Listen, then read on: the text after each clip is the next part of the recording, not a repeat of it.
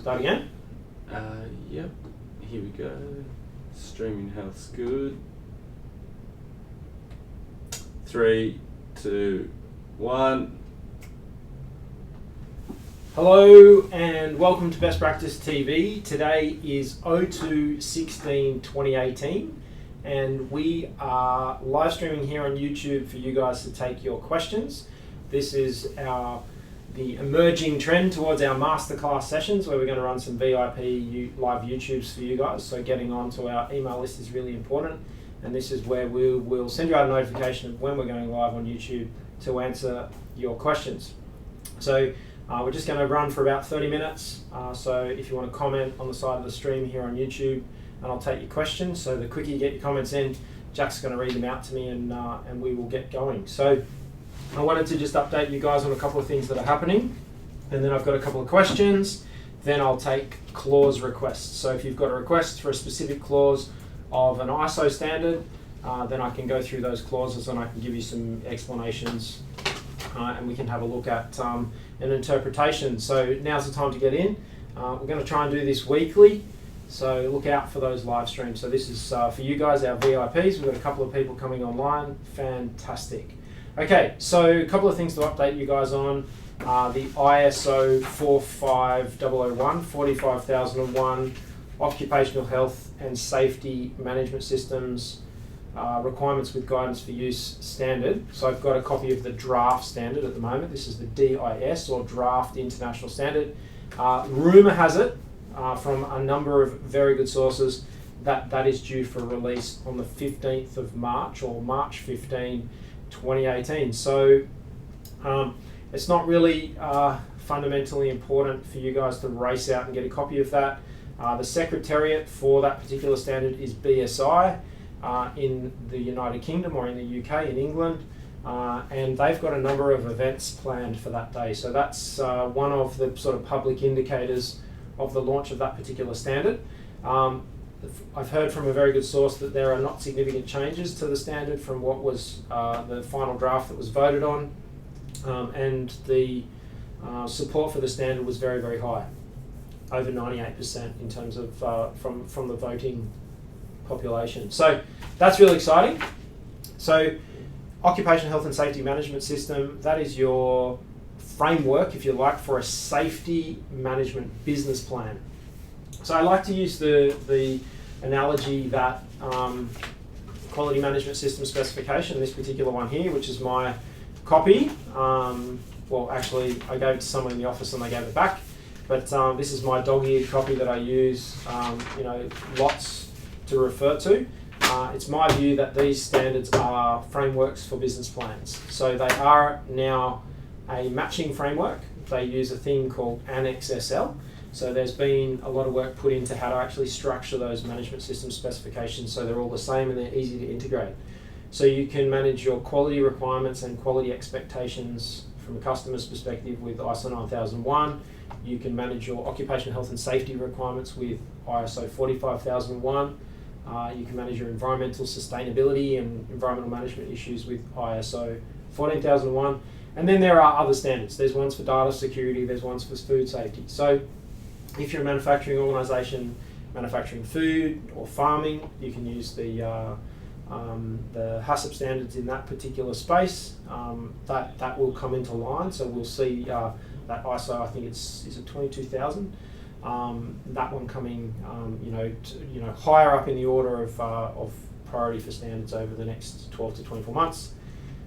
What they all follow now, which is really exciting, is a pretty logical risk management framework. So I'll talk about identifying the risk horizon for your organisation across all the different aspects. So things that could go wrong for your customers, things that could go wrong in the environment, things that could go wrong from a safety perspective, data security, and you could even consider them for financial management in terms of your financial management system and integrate those things together. So keeping it really simple, think about your business plan. It's very important to, if you're responsible for ISO or an international standard in your company, or your organisation, trying to make sure that you are pushing all the time to have the business plan and the ISO systems entrenched in each other, not separate. look, at the end of the day, the whole industry started with ISO 9001, which is the quality assurance industry, based on the plan, do, check, act model. And so, you know, all of the quality, you know, environment safety standards, data security standards all now follow that plan, do, check, act model. And so, you know, now as we look at risk in an organisation and we think about quality, quality is all about managing customer expectations, and customers are the people that pay for the products and services we sell. So why wouldn't they be integrated with your financial management system? But I do see a weakness across many organisations. You know, the senior leadership of the organisation look at, you know, the financials, they manage the P&L, the balance sheet, and they sort of ignore some of the quality metrics and the quality management system, when in fact it's very, very important for the things to be intertwined. So if you find in your organisation that's a challenge, see if you can get some of the senior executives in your organisation to start watching some of the videos on our YouTube channel, and, you know, send me an email, send me a direct message on LinkedIn, and I'm happy to, you know, I make some of my time available for free to try and, you know, get some of those bottlenecks cleared and get that sort of stuff covered off, and have those discussions. So if there's a senior person at your organisation you want to meet me and have a conversation, show them some of my videos, and if I can help in any way, let me know, like a direct message or something like that, to clear that blockage of understanding. So I think just for the purposes of this video, one thing that we've been talking about for 2018 that we're trying to get our VIPs, that's you guys that are subscribers and watching our YouTube channel, some of the things that I want you guys to be focusing on is your dashboard of performance. And if you look at some of our YouTube videos, you'll see our dashboards. They're outside this studio and down the end of this particular office on the wall, but they're all of our graphs. So I'd like to see you guys starting to think about how you can create and report and publish every week, maybe 30 graphs. Start thinking about 30 statistics. So here at Best Practice, we've got 5 graphs in our marketing part of our business, 5 in our sales, 4 in finance. I think there's about 8 in our operations and technical team, and then there's about another 5 or 6 in our human resources part of our business. Here at Best Practice, we call our human resources team PCC, which is People, Culture, Capability and Compliance. So it's something to be thinking about for you guys. There are some safety stats, there's some environment stats, there's financial, sales and marketing. So, you know, think about your dashboard and think about what you guys can do to get a clear picture. If you struggle, again, these videos, these live streams, our webinars that are monthly, that's the time for you guys to ask your questions. So on any of the YouTube videos, if you're watching one of our YouTube videos, there's always a comment section below the video. You post a comment, we go through all of the comments. YouTube gives us a great little page where we see all of the comments assembled in one place that have been placed on all of our videos, so we get all of the questions, all of the comments. So you comment below a specific video, and we'll see that in our inbox, and we can respond to it. Either respond to your comment because it's a question, or we could, if we get enough comments or questions that are the same, then that's when we create new videos on a specific topic for a specific industry. Okay, so any questions, Jack? Oh, we've got one question. Okay, we've got one there. Any comments? So, hey guys that are watching, you've got me here, and I'm going to take some requests shortly. So, say hello in the comments there on the side. If you've got specific questions, Jack's here on the dashboard helping me, and he'll read out the questions. I've got one here. What's the difference between an IAF accredited certification body and a non-accredited body? Is it just a way to make more money? No, it's not. We've got more question? Yes, there is a question. Okay, we'll get that in a sec. So a IAF accredited certification body, that's us. We're an IAF accredited certification body, or part of our business is, and that's the International Accreditation Forum. And that is it's like a global association of organisations like Best Practice that all get together and sign up to a set of guidelines globally. I've just spent the last 2 days going through the IAF guidelines with our external assessor. to renew our accreditation to issue ISO certifications. And so we've been going through IAF MD2 and IAF MD5 and IAF MD1. They're all the IAF, International Accreditation Forum, MD, mandatory document, 1, 2, 3, 4, 5, etc. So yes, there's a difference. As an IAF accredited certification body or body, conformity assessment body, I think is the correct technical term, we all agree that we will comply with the guidelines and that we'll open ourselves up to an external auditor. And so someone who's not accredited or non-accredited is not necessarily being externally audited and held accountable to comply with the guidelines. So we got thoroughly checked the last 2 days on those guidelines, quite hectic. So we had a assessor in here, managing our accreditation. So yes, there's a difference. You may find that an IAF accredited certification body charges the right price in the market, and the non-accredited body is cheaper. So the IAF guys are not more expensive; they're quite often, the appropriate price that's fair exchange for the services because of how they operate, the integrity in terms of which and the ethics in which they operate. And the non-accredited guys cut corners and don't follow those guidelines as stringently. They may follow the guidelines, but they're not held accountable by an external assessor. So, so the assessor that was here the last 2 days, we flew them in from another country to come into this office and do their assessment of how we operate, check all of our files, check our procedures, check how we train people, communicate, all that sort of stuff. Excuse me. Big week this week. Oh, more questions. Right. Okay. Thanks for this one. How do you determine the scope of certification? Look, the simplest way we do that is we take your request. So if you're not sure about your scope of certification, we can help you to identify that. But it's most often a scope of certification is typically a location. So it's like a site or an address or a place. I was interested yesterday, I was reading one of the IAF documents about scope of certification, and it also could talk about online services. So it's the place where you provide your goods and services or make your goods and services.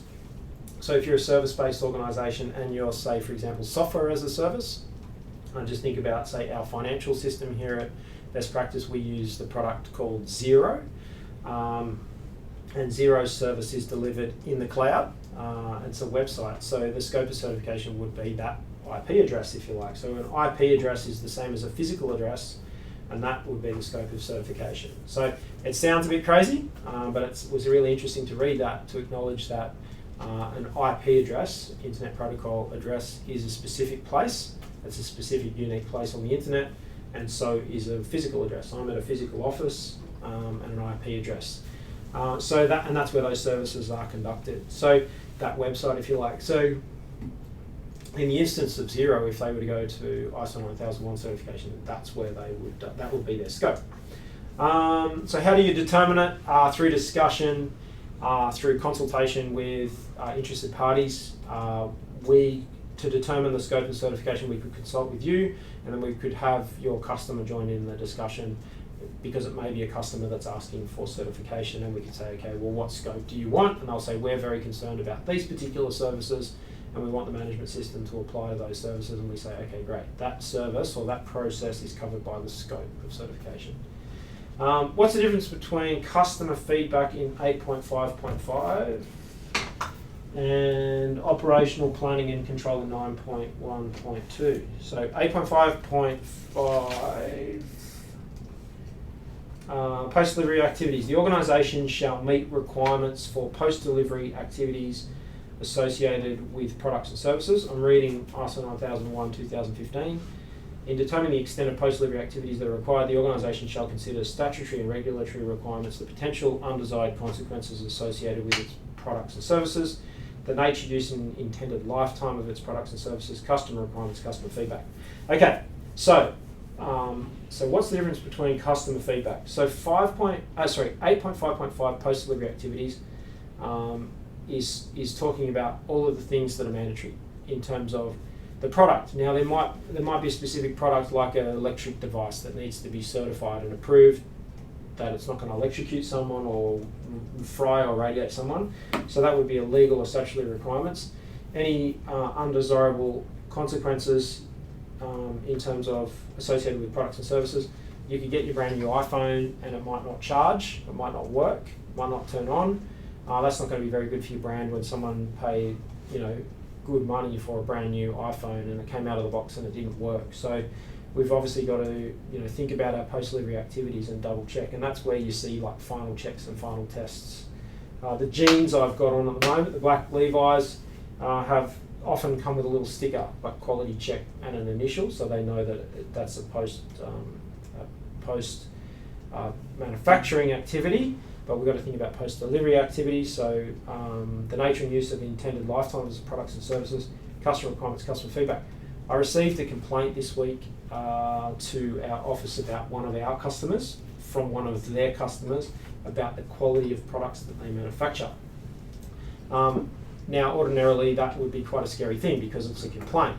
When I called our customer and mentioned that one of their customers had written to me and made a complaint, I asked some questions and I read them out the complaint, and they said, well, yes, it's a complaint, we acknowledge that. Yes, the letter has been written, but what that particular customer was complaining about was something that factory said they could not do for the customer. And so the customer, and it was stated in contract review before the work was commissioned that specific issue, and I won't go into the details of it, but that specific issue the requirement couldn't be met. The customer still agreed to go ahead with the project, and then when the project was finished, the customer complained that element of the work hadn't been done. So from the investigation, what I found was that, sorry, I'm getting spoken to out of the window, through the window. What I found from my investigation was that there was nothing wrong with the finished product. The finished product was exactly as promised by the factory, but the customer had asked for something and then complained when that thing wasn't delivered, but the supplier had said they wouldn't deliver it. And so it wasn't a problem with the product, the complaint was about the product, it was a problem with the breakdown of communication. My recommendation was you probably shouldn't have done that at all in terms of going ahead with that project, because it wasn't clear about the fact that you said you wouldn't do it. The customer said they were going to accept the different process. So it was two types of manufacturing, and they said we're going to do this sort of manufacturing, not that sort of manufacturing, and the customer agreed to this, but then still complained afterwards. So it's just a scenario about communication, and in post-delivery activities, what the requirements are, damage of the product, scratching, those sorts of things. So often products might need to be packaged, locked, turned off, all those sorts of things, and those are post-delivery activities. Then it says what's the difference between customer feedback in 8.5.5 and planning and control in 9.1.2. So in 9.1.2, so customer feedback in 8.55 might be packaging, delivery times, those sorts of things as post-delivery activities, or you've got to get like customer sign-off or customer delivery. Then 9.1.2 says the organisation shall monitor customers' perceptions and the degree to which their needs and expectations has been fulfilled. So it may be that in 8.5.5 post-delivery activities you've got to get some sort of approval or feedback or agreement. Over in 9.1.2, that's about looking to the future. And I'll do some 9.1.2 right now. What do you guys, and if you can comment next to this video now, because the comments are running, so or comment below this video. If you're watching this video after it was streamed live, I have a question for you about 9.1.2. What's on your wish list from me? What do you want from us here at Best Practice in 2018? So comment below the video, what's on your wish list? For me, that's my 9.1.2, which is what are your expectations? What are your perceptions? What would you like us to do more of? What would you like us to improve? And so if you could give me that feedback, that would be fantastic, because that's what drives me to improve our vision and mission here at Best Practice, which is to help organisations. We're all very passionate here at Best Practice about helping organisations to be more profitable, more efficient, more fun, more sustainable, more safe. That's what we're passionate here about at Best Practice. So how can we help you with that? What more can we do for you on our YouTube channel? We've got a ton of great training courses, so if you go to our website, www.bestpracticecertification.com.au, you can click the training button and you can buy great training courses that we've put together, which is a lot more detail.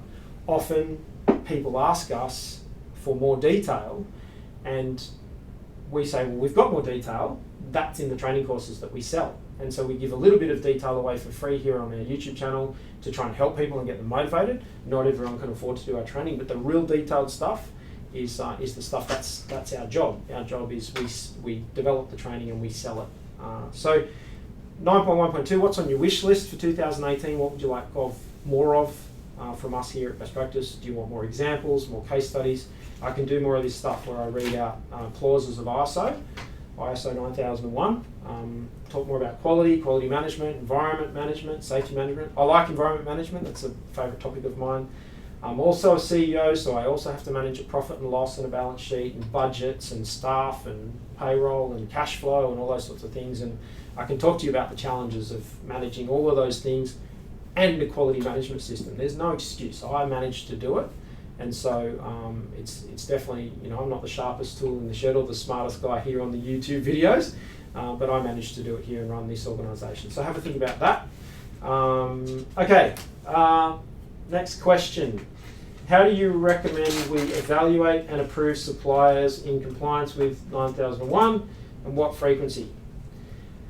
Okay, there has been an incorrect school of thought around suppliers and pre-approved suppliers. It's not my belief that it's not necessary to have a big long list of pre-approved suppliers if you're not intending on purchasing anything from them. The intent of the standard is to be informing, monitoring, communicating with, and controlling any suppliers that contribute to your products and services that can affect your customers' perception and expectations for your products and services. So how do I recommend you evaluate them? When you go to purchase goods and services from suppliers, you do it at that time. If you're purchasing from them regularly, you can be more efficient and you could do it once or twice, and you could be looking at the evaluations. But don't expect, if you've got 250, 300, 1,000, 2,000 suppliers, it's a waste of their time and their resources to be constantly asking them for information if you're not giving them any work or any orders. And in fact, what will happen eventually is they will turn off and they will stop supplying you. And we do have to acknowledge that suppliers, contractors, in that space, in terms of supplier evaluation, they're all critical to our business, because we've made a decision to not do that thing that they do. We just purchase it when we need it. There are lots and lots of examples of organisations that actually buy their suppliers. One of our customers here at Best Practice is negotiating right now with a customer. The customer is about to engulf their business. And so the vertical integration starts to get longer in terms of who does what. And there's lots of examples of that around the world where the whole supply chain could be controlled by one company.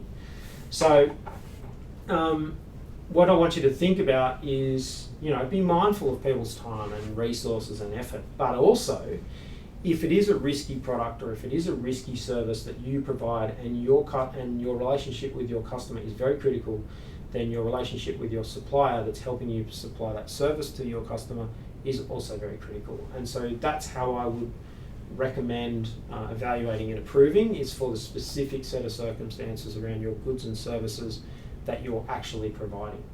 It's very easy to go and take up lots of people's time and set up great spreadsheets and databases of all these suppliers and evaluate them and audit them and all that sort of stuff. If you're not buying from them, it's kind of a waste of time. Okay, there's 4 questions. Okay, 4.3, scope of the quality management system. In defining and documenting scope, how do you show that you've considered external and internal issues and the requirements of relevant interested parties without going into too much detail about what the issues are and who those parties might be? I cite just the case of showing that you're not only aware of the products and services you deliver and what industry they serve, but also what your requirements are, who outside your customer might be affected by their use, and where in the world they might be used. Okay, so 4.3 scope of the quality management system, specific reference to interested parties. I like to do a little stakeholder analysis. So a big sheet of paper or a whiteboard is a great way to do that. Specifically list all of the people that as a case, if you're in a large organisation, this is tough to do in one hit. So choose a small part of the business and then list all of the specific people that you speak to on a regular basis, internal and external. And then have a think about what you talk to them about, what you liaise with them on. So there are always lots of people inside and outside the organisation that you liaise with. We had our regulator here yesterday. They're one of our stakeholders. What are their requirements? It's all documented. It's in quite a strict guideline. There are regulatory requirements. Do you constantly talk to approval authorities, freight companies, shipping companies, freight forwarders, regulators, accountants, bankers, insurance agencies, recruiters, raw material suppliers, packaging suppliers, finished product suppliers, all those things? And I think it's a good exercise to be very specific in your case study and put their first name and their last name so that you can specifically identify them and think about what their concerns are, their interests, their needs, their wants, their requirements. They could be legal, they could be contractual, they could be verbal. And then as you start to spill those things out, you're going to start to understand which ones might be more important than others, and you can start to prioritise. So once you've done that sort of brainstorming exercise, and Jack, I think we might do a video next week or the week after again. There's already some stakeholder analysis stuff in our YouTube channel. We'll do a fresh one for you on stakeholder analysis, because what then happens is you can say, okay, well, what's the worst thing that could go wrong for that stakeholder? Staff member, banker, accountant, regulator, supplier, customer. What's the worst thing that could go wrong? And this whole risk-based thinking that's in ISO 9001 is all about trying to prevent that thing coming to fruition so you can continue business. So it's almost like ISO 9001 is a pre-disaster recovery plan. It's like it's the plan to prevent things happening. So yeah, that's, in defining and documenting scope, how do you know you've considered external, internal issues? You know that you've considered key people, maybe a really simple process flow of how you're organized, from your marketing, sales, order taking, supply, service, whatever that might be. Think about key internal and external people at those stages. What are they worried about? What are they concerned about? What do you need to ensure you do for them? That's going to give you an idea of your risks, if that makes sense. I wouldn't say that I would ever be confident that you've ever covered all of them, and that's why it's important to keep revising and coming back to it. And we do campaign a lot here at Best Practice about doing your plan, do, check, act cycle quarterly, management reviews quarterly, stakeholder analysis maybe quarterly or 6 monthly, risk, the governance and risk management part of quality assurance and safety and environment quarterly. And so, financially, businesses run in quarters. There's no reason why this part of the system shouldn't either. So over time, you're going to pick up on critical ones and you're going to be better and better at identifying them. So don't feel the need to get it all right, perfect in the first instance. Start, write a few down, make sure they're all under control, and then keep going. Okay, more comments. What do we got here? Elaborate on our cost in terms of being accredited, access to training academy. You'd be wary of cheap certification quote. Okay, cost in terms of being accredited. Here at Best Practice, we calculate your cost based on the size of your organisation and also obviously the services you want to procure from us. and then your level of risk. So our guys, the guys that are just outside my window here, that's part of our sales team. We've got people spread around the country here that speak to you specifically. We do a very specific risk assessment and profile. So to calculate the cost, one of my requirements, I ask my guys to go out and specifically meet with you and spend time with you out on site to learn about your business. One of the cool things about us here at Best Practice is we're all specialists in different areas. And like if a business development guy comes out to see you, ask them how you could sell more in your organisation. You know, it's not just about waiting for the assessor and getting, you know, some insights into how to have a better quality system. If you're speaking to one of our business development managers, we're growing really, really fast, we're doing very well. Ask them how they do it so that your sales team can learn from our salespeople. But I'm getting a bit off track. Elaborating on cost. Cost is determined by how large your organisation is, how many sites your organisation has, what those sites do in terms of quality, safety, environment, data security, risk. For proposals that are going out now, for recertifications and also new proposals, that they include a subscription to our training academy. So if you've been onto our website and you've seen all of the courses that we sell, with new certifications, all of those courses are included in a subscription. For certifications that are coming up for recert, if you're about to be recertified by Best Practice, that subscription will get rolled in. If you haven't got access to a subscription from one of those deals, you can purchase a subscription, and the best way to do that is to contact us here at our head office, and you can do that. If you want to purchase a subscription, you can just do it online. You can go onto our store and you can click the button and buy the subscription. If you've got questions, you can go to our website, a little live chat window pops up, a little chat window, type your questions in there if you don't feel confident making the phone call, or call the number on the webpage. And there are 2 people right now sitting in front of the live chat facility waiting to take your, actually I can see someone's on a live chat right now, and then there are people sitting here that are dedicated to answering your technical questions. So, did I answer the question? Elaborate on your cost in terms of being accredited, access to the training academy, and should you be wary of cheap certification quotes? Absolutely. I think it's important for our people to be very conscious of your organisations and the impact that we can have. If we are asking you to do trivial little things and making trivial little recommendations, that can cause your overhead costs to increase. So I can honestly say in this industry, what you pay for is what you get. And there are a lot of auditors out there that ask you to create documents and policies and procedures. And so it's really important to be thinking about how much time you have to invest or your staff have to invest in maintaining your management systems and driving your business improvement process. And often we have customers, you know, questioning us over $500 or $1,000, and I look at them and I'm like, seriously, a poor quality auditor could impact one of your staff members, and with a poor quality recommendation, it could take one of your staff 10 to 20 days to fix what they want fixed, and your $1,000 discount turns into a $20,000 cost.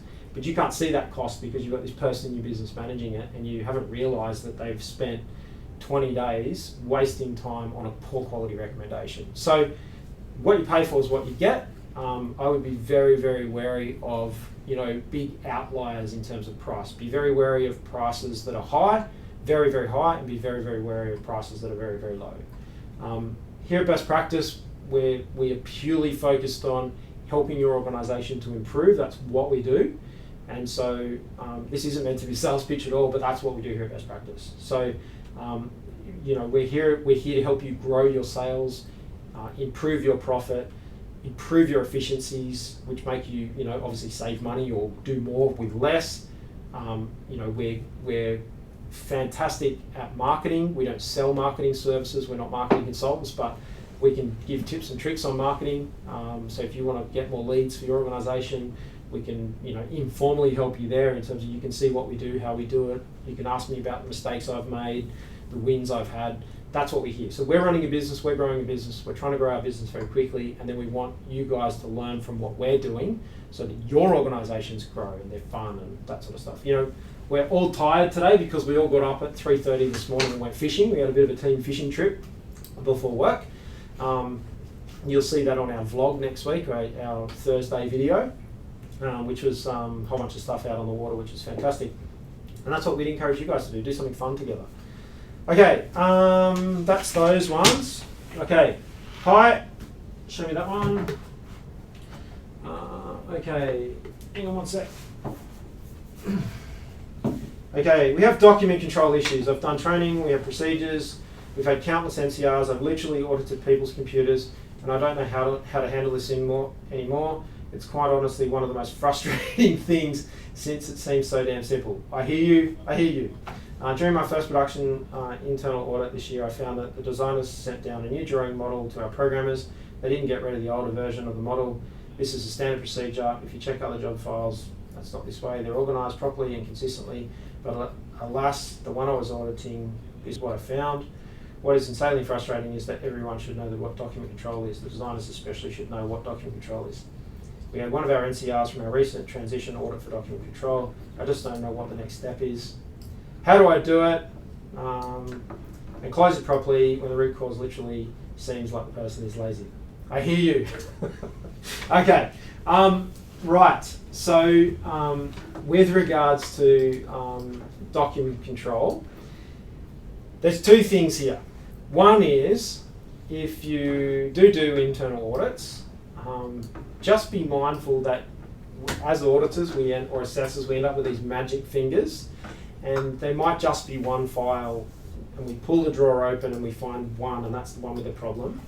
And we joke about how that's like auditor's luck, pulling the drawer open or picking a file. But seriously, I will guarantee that you found one, because there's a high probability of that drawing that got sent down. There's a high probability that it's probably happening maybe 1 in 4 times. We joke that it's auditor's luck, but I guarantee you it will be happening more than you think. And what I would be focusing on in terms of root cause, yes, your comment there about the person is lazy is correct. The person is lazy because the person's not inspired to do the right thing. So the challenge I set for you and the challenge I set for your leadership team is, how can you be more influential to motivate and inspire the people in your organisation to do the right thing? Because at the moment they're not compelled or motivated or inspired to do the right thing. Now, I chose very wisely my words then. I didn't choose the words force.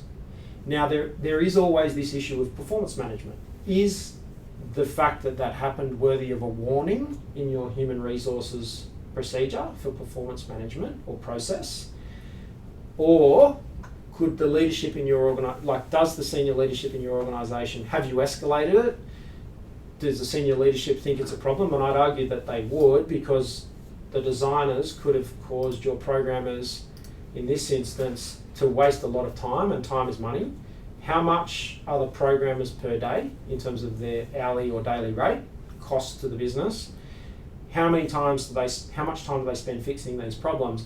And if you can show your leadership in that area that this document control issue, which is just an indicator of a bigger problem, wastes $5, $6, $7, $8, $9, $10,000 worth of people's time, actual time fixing the problems down the track, and you identify the dollar figures, then you're going to show the business a way to save money. So try not to get too frustrated about document control.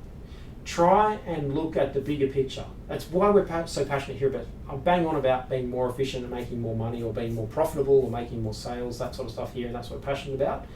But if you could potentially show the cost of this non-conformance or the cost of these incorrect documents down the track, the document control is the indicator of the issue, then you're going to show the business how to save money. And businesses who aren't interested in saving money are mad. So that's hopefully I've helped you.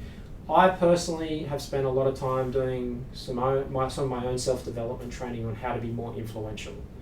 And one thing I'm working on personally is how to ask better questions. So instead of making a statement or issuing an instruction that says you should do this, or you need to do this, or do this, I'll say, how do you think you could improve it?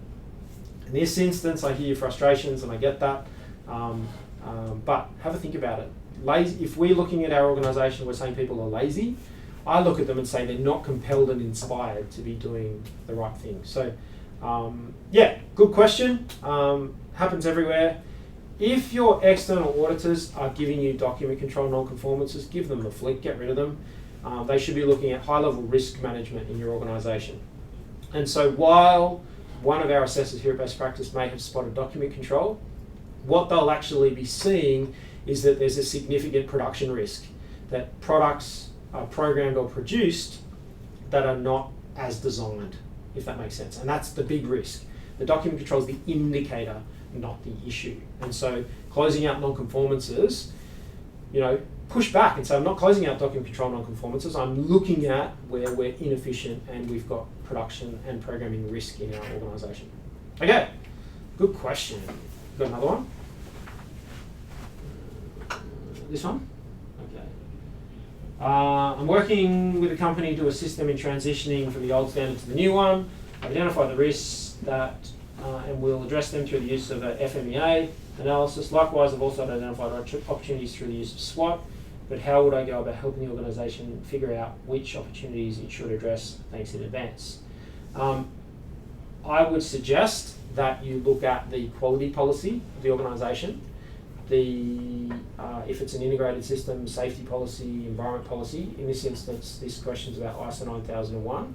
I would look at the quality policy and I would look at the business plan for the organisation and what the strategic objectives are for the organisation. And I would use the quality policy and the strategic objectives and the business plan for the organisation as the framework for deciding which opportunities are the most important. Am I making sense? So you do SWOT analysis, you look at what the organisation wants to achieve, and then the ones that link together are the important ones that you work on and put at the top priority, and the ones that are not consistent or congruent with the policy objectives and strategic plan or business plan are the ones that go to the bottom. So it's not your job to figure them out, it's your job to provide a tool or a system or a decision-making framework or a filter for the senior management in the organisation to decide what opportunities they want to work on. Another one? Next one? So how are we going for time? We might just do 5 more minutes, so if you are watching live on YouTube, now's the time to drop in a couple more questions. I'll do this one here. Hi everyone, I'd like to seek advice.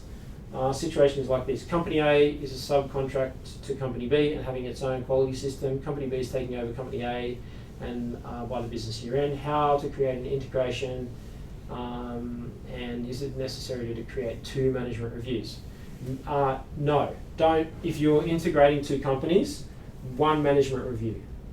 So if they're going to be under the same leadership, so 1 common leadership, 2 companies being integrated under 1 leadership, 1 management review.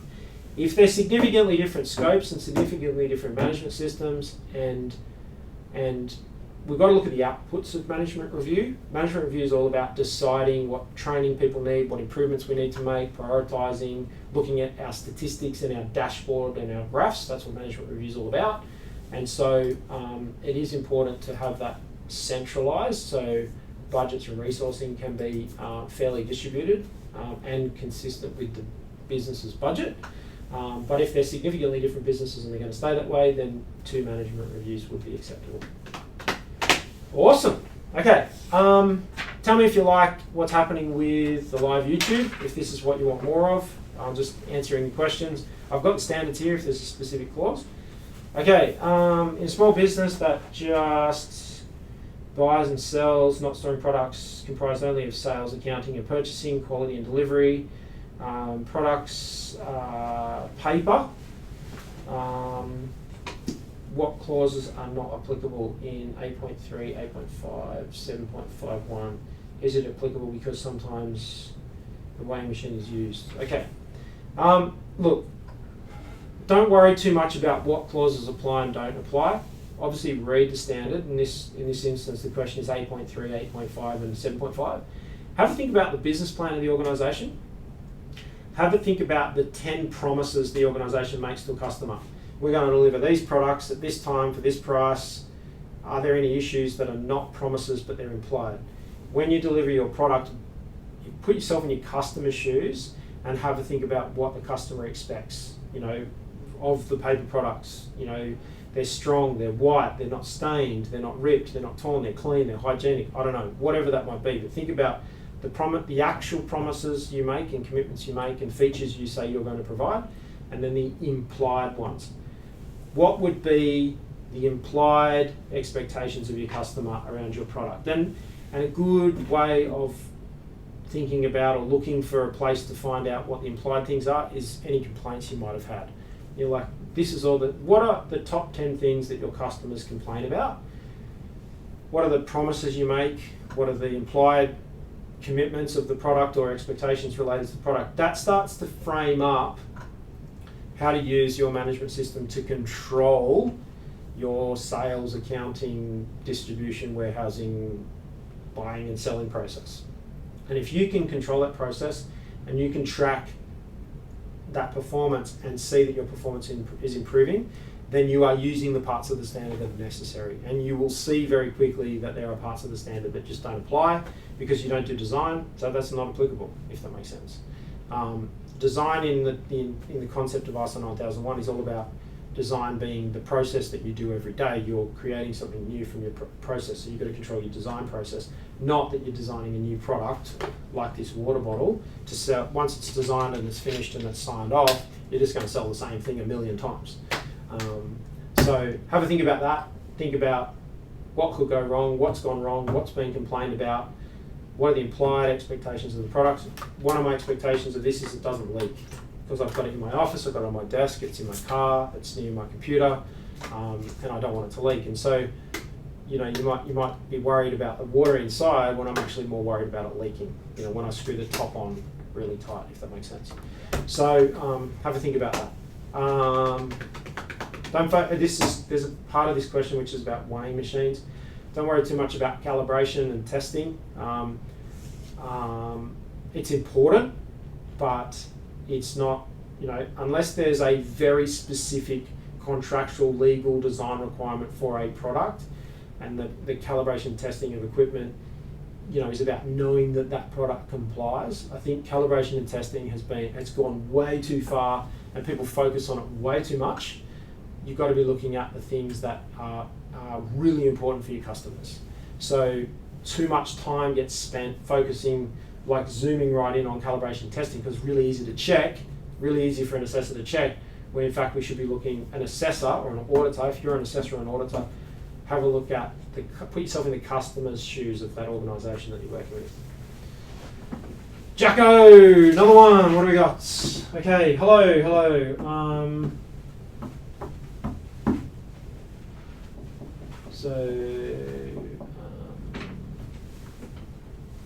I know there's no need for ISO 9001 communication. I know there's no need to document it.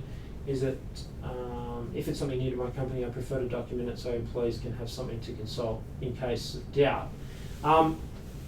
Look, there's some really cool ways to document stuff. We have a private secret Facebook group here at Best Practice where we will press the live button, do a live post. Next Tuesday, I'm going to be doing a company announcement. That'll be done in the Facebook group.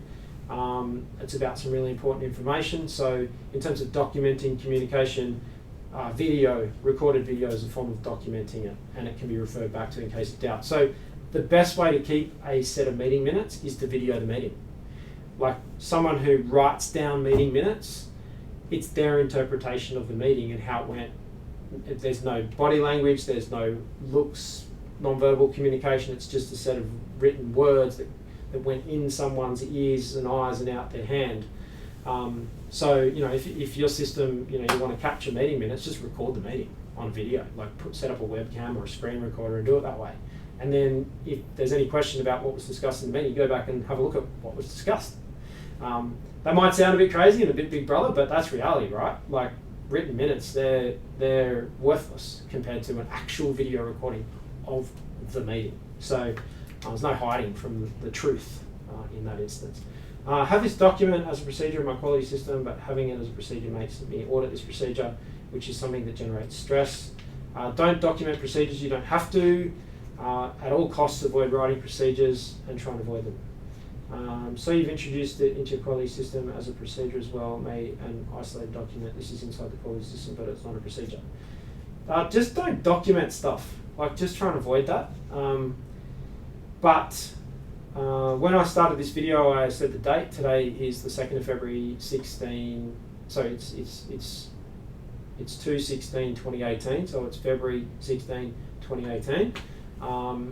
So a good way just to identify documents is just by their date. Just the file name, call it what it is, and type the date into the file name. It's not the modified date, but into the file name, and then you're going to get an indication of dates and tracked versions and that sort of stuff. But you guys know about the hierarchy of control. So the hierarchy of control's got, like, different controls to manage risk. Administration's at the bottom. That's one of the most ineffective ways to manage and control things. And documents and procedures are in administration. So it's just truth that documenting policies and procedures is a really dumb idea, and I actively discourage it because it's a lot of work, it's a waste of time, it's a waste of money, it's not efficient, it's not the best way to communicate. You guys are all attracted to video and cameras and that sort of stuff, not reading this. We write great stuff here at Best Practice, but we found over the last 15 years no one reads it, so we stopped writing it. So try and think of the most effective way to communicate to your audience so that they will do the things you want them to do, the most effective way to communicate so they'll do the things you want them to do, and that will be how you put the system together. One more question, and then we've gone a bit over time, so we'll wrap it up. What documents need to be controlled in ISO 2015? The ones that it says you need to control. Go read the standard. Look, we talked about this example of someone sending a drawing to someone else in the organisation, like a specific plan or a set of instructions. If I give Rowan, sitting out here at the moment, if I give Rowan a set of instructions and it's written down, how does he know that that's the right set of instructions and it's the most current set of instructions? So that's what document control is all about. And for people that ask me which ones need to be controlled, it's about how do you people know that that's, if they've got to follow a very explicit set of specifications or setup, like Jack and I, when we do the setups for these live YouTube things and we use a piece of software, we've got to write down and note down the settings. And if those settings change, then, we've got an audience of 500 waiting to watch a live stream in one of our webinars, and we put the wrong setting in, it affects 500 people. And I would think it's quite critical to ensure that we check and we've got the most current settings available. And so your document control is all about helping your audience identify they're looking at the most current version. And I think that's why intranet sites are really good. And we had a bit of a breakdown this week where we're changing systems from a big Dropbox style intranet system into a Google site where we're bringing all of our guidance documents and policy and procedures up into a Google site. And we had someone complaining that a document, actually it was an ISO standard, wasn't in Dropbox. They said, so I saved it from the intranet site back into Dropbox. And I'm like, dude, the Dropbox system's almost dead. Like, we shouldn't be looking at the Dropbox system. And he's like, oh yeah, but it didn't have what I needed. And I was like, okay, well, I've got to spend some more time communicating. That's not the place where you go to get stuff. So have a think about that. I hope that's answered your question. I know I talked around it. I'm not going to stand here and give you a list of 6 procedures that need to be controlled. You need to give your audience, your people, your staff in your organisation some confidence that they're reading or reviewing or using the current version of settings, specifications, instructions, policies to do the work they need to do today. And how are you going to give them that confidence? That's what document control is all about. Okay, so we might wrap it up there. Oh, hang on. Oh, 1 second.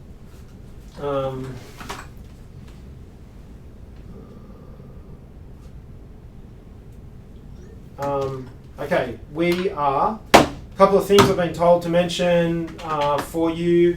Don't forget Certified magazine, which is right here behind me. Issue 3 is due out in about 4 or 5 weeks' time.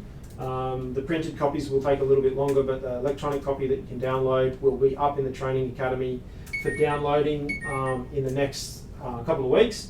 So make sure you go onto the Best Practice Training Academy and set yourself up with a username and a password. That's free. You'll be able to download all the free stuff there. and you'll get notified when Certified comes out, which is our management magazine. It's got lots of articles on how to be a better manager and more influential and do all this stuff that we talked about today. Really important for you guys to just understand that all of this stuff here is focused on helping you guys be more profitable, more efficient. That's why we get out of bed every day. Profitability, efficiency, growth, sustainability, safety. That's the stuff we're here at Best Practice. We're here to help your organisations be more profitable, be more efficient. Keep it simple, simplify the processes. That's what we're here to do. Training Academy, jump on the bestpracticecertification.com.au website and click on the training button. That'll take you through to our training store. There's a bunch of great courses there. If you line yourself up and subscribe to the webinars, so we do our live webinars monthly, inside the back page of Certified, at the very end of Certified, when you download it, it's got the dates of our monthly webinars where I spend an hour talking about specific topics that are coming up. In the next couple of webinars, I'm going to be talking about dashboards, performance, how to choose and set up indicators, how to manage risk management processes. We're talking lots this year about risk and risk management. So sign yourself up for the live webinars. If you miss the live event, for the people that register, we email the recording. So it's really important to sign up for the webinars, whether you can make them or not. If you're in a different time zone and you can't make it live, you don't have to get out of bed. You can sign up for it and we will send you the recording. If you've got questions for the webinars that you want me to answer or any of these live streams on YouTube, you can send them in beforehand, anytime, and I'll cover them off. The next V.I.P session will be in a week. It'll be this time next week. We can, depending on comments, we can move the time around a little bit just until we get the V.I.P session to land on a better time. And I'm here for you guys. So I'm here to answer your questions. I'm here to help you guys out. Find me, if you haven't found me already, go find me on LinkedIn and hit the follow button. So you're following me on LinkedIn. I'm posting, I'm sharing stuff. That's where I check my messages. It's the best place to send me a personal question. When I finish the workday, all of the being a CEO and running this company, I go home, spend some quality time with the family, and then later in the evening, before I finally pass out every day, I check all the LinkedIn messages, and that's when I can interact one-on-one with you guys and help you guys. I'm here to help you guys, so let me know what help you guys need. And then obviously, thank you. So I hope you enjoyed the live YouTube stream. This is the 2nd of February. Sorry, it is the 16th of February, 2018. Thanks for joining us here at Best Practice TV. Bye for now.